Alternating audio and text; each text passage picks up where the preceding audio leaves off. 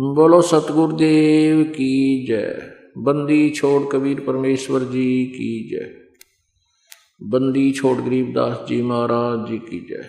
स्वामी राम देवानंद जी गुरु महाराज जी की जय।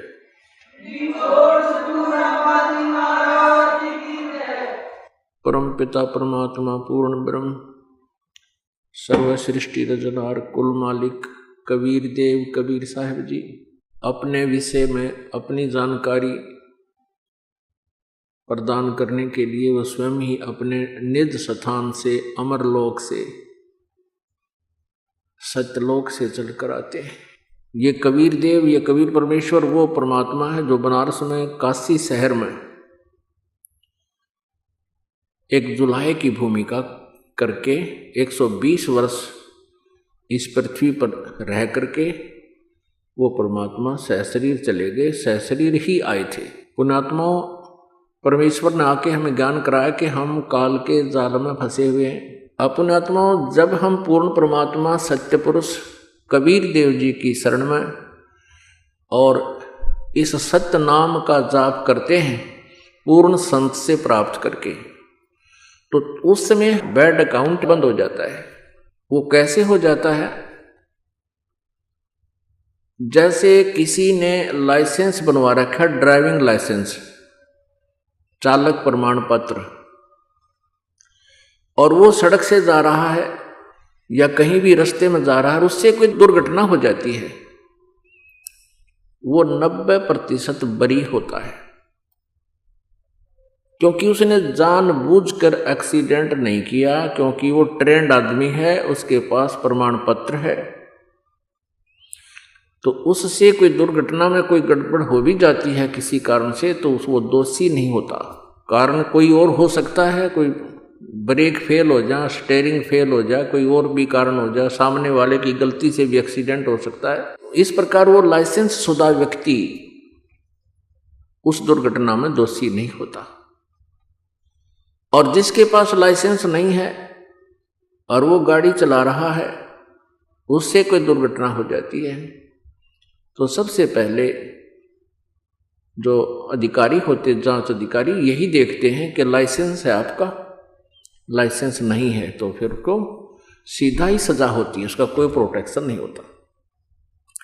तो इसी प्रकार जब तक आपने लाइसेंस नहीं बनवाया है, आप साधना कर रहे हो, यानी गुरु नहीं बनाया है, तो आप जो भी कार्य कर रहे हो, पुण्य या पाप आपसे हो रहे हैं, तो आप, क्योंकि लाइसेंस ना होने से आप उस शुभ काम के लिए जा रहे हो, बीच में आपका एक्सीडेंट से आपके पैरों के नीचे जो भी जीव हिंसा होती हैं वो आपको भोगनी ही पड़ेंगी, क्योंकि आपके पास लाइसेंस नहीं। फिर आप कहोगे कि लाइसेंस तो हमने बनवा रखा है क्योंकि गुरु बना रखे हैं, जैसे कोई राधा स्वामी से उपदेशी है, कोई सच्चा सौदा डेरा से सिरसा से उपदेशी है, कोई ब्रह्मा कुमारी वालों से उपदेशी है, कोई अन्य किसी संत या पंथ से जुड़ा हुआ है, तो वो नकली पासपोर्ट बना रहे, वो नकली ड्राइविंग लाइसेंस बनाते हैं, वो अधिकारी नहीं है, वो संत नहीं है। अपने आत्मा, ये आपके दिल में एक बार खटकेगी ये बात कि वो नकली गुरु हैं, ये तो आपके उस अज्ञान का ही कारण होगा, जिस कारण से आप ये महसूस करोगे कि संत सबको नकली बता रहा है। नकली और असली मेरे कहने से नहीं होंगे, उनके जो चिन्ह हैं, लक्षण हैं, वो बताएंगे कि वो असली है या नकली है। और उनके सब के जो दास ने ये लक्षण बता दिए हैं कि ये संत नहीं है, इनसे जिनको उपदेश है उनका लाइसेंस अनऑथराइज्ड है। और फिर जब यहाँ से संसार छोड़कर जाओगे, वहाँ पर इन गुरुओं से उपदेश लेने से आपको कोई प्रोटेक्शन, कोई बचाव नहीं होगा, उसमें बहुत देर हो चुकी होगी। आपको वहाँ पश्चाताप और रोने के अतिरिक्त कुछ नहीं मिलेगा। दास का ये उद्देश्य नहीं है कि मैं किसी की क्रिटिसाइज करूं, आलोचना करूं, लेकिन परमेश्वर ने इस दास को यह सेवा दे दी कि सच्ची कहूँ, सत्य कहूँ, ताकि पुण्यात्मा सावधान हो जाएं और उन नकली गुरुओं से वापस आकर के अपना जो ना सच्चा लाइसेंस बनवा ले और जीवन रूपी सफर में वो आगे बहुत चलना है, उसमें अपना बचाव करें और सफलता प्राप्त करें।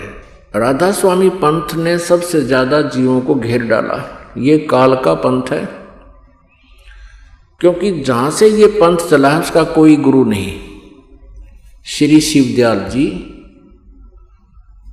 आगरा वाले, उन्हीं की जीवनी में लिखा है कि स्वामी जी का कोई गुरु नहीं था। और परमेश्वर की अमृत वाणी में, सच्चिदानंद घन ब्रह्म की वाणी में और सभी संतों ने जिन्हें परमात्मा पाया है उनके अमृत वचनों में ये स्पष्ट किया है कि गुरु बिन माला फेरते, गुरु बिन देते दान, गुरु बिन दोनों निष्फल हैं, चाहे पूछो वेद पुराण। अब गुरु नहीं जिस व्यक्ति का, तो आगे चल के वो बहुत दुख पाता है। क्या होता है कि पिछले पुण्य इतने होते उन पुण्य आत्माओं के, जो पुण्यात्माएं किसी गुरु पद को प्राप्त कर रहे हैं, कोई संत बन गया है, ये काल का जाल है। वो पिछले पुण्यकर्मी प्राणी हैं, उनकी वचन में भी प्रभाव होता है, उनके बोलने की शैली में भी बहुत एक आम व्यक्ति से अंतर होता है। और जिस कारण से वो अपने पिछले पुण्य से, पिछली चार्ज बैटरी से, पिछले जन्म की सिद्धियों से वो बहुत सी जनता को अपने पीछे तो लगा सकते हैं, लेकिन अंत अनुयायियों का भी और स्वयं का भी बहुत बुरा होता है। तो प्रसंग ये चल रहा है कि जो इन नकली गुरुओं से उपदेश प्राप्त कर रखा है उन भोली श्रद्धालुओं ने, भोली आत्माओं ने, और वो ये सोच रहे हैं कि हमने गुरु तो बना ही रखा है। नहीं, गुरु पूरा हो, ज्ञान सच्चा हो और आपकी श्रद्धा भी सच्ची हो, तब बात बने। अब यहाँ आपको थोड़ा सा पैरेलल एक प्रमाण देने पड़ेंगे, अन्यथा आप जी समझ नहीं सकोगे कि दास का क्या उद्देश्य है, क्यों कह रहा है और सचमुच ऐसा है भी कि नहीं। श्री शिवदयाल जी जो आगरा में हुए हैं, उनको ये लोग परम धनी और परम पूज्य, पूर्ण ब्रह्म आदि नामों से, संज्ञाओं से, उपमाओं से सब सुशोभित करते हैं, और उनका कोई गुरु नहीं था। शिवदयाल जी से राधा स्वामी पंथ व्यास से प्रारंभ हुआ, जो श्री जयमल सिंह जी ने वहां प्रारंभ किया। श्री जयमल सिंह जी को कोई आदेश नहीं था शिवदयाल जी का कि तू वहां कोई नारा सांग जोड़ ले, क्योंकि सन 1878 में शिवदयाल जी की मृत्यु होगी। सन 1889 में श्री जयमल सिंह जी फौज से रिटायर हुए, मिलिट्री से। उन्होंने अपना मनमुखी व्यास में डेरे का लठ गाड़ दिया और उनको कोई आदेश नहीं था। प्रथम तो शिवदयाल जी का कोई गुरु नहीं था, उनके पास यथार्थ मंत्र नहीं थे, उनका कोई यथार्थ ज्ञान नहीं था, जिस कारण से वो स्वयं भी अपना जीवन व्यर्थ कर गए और करोड़ों इन भोले श्रद्धालुओं को मिसगाइड करने का वो पाप भी साथ ले गए। अब थोड़ी सी झलक दिखाते हैं इस राधा स्वामी पंथ की और इससे निकली हुई ब्रांचों की। पुण्यात्मा दास का उद्देश्य ये है कि जैसे एक बार नकली नोट किसी व्यक्ति ने छाप लिए और जनता को वो धोखा दे रहा था, 500 के नोट। सरकार को पता लगा, उन नकली और अपने असली नोटों को दोनों को साथ साथ रख के और जनता को सावधान किया कि ये नकली है, इसकी ये पहचान है, ये ओरिजिनल है, इसकी ये पहचान है।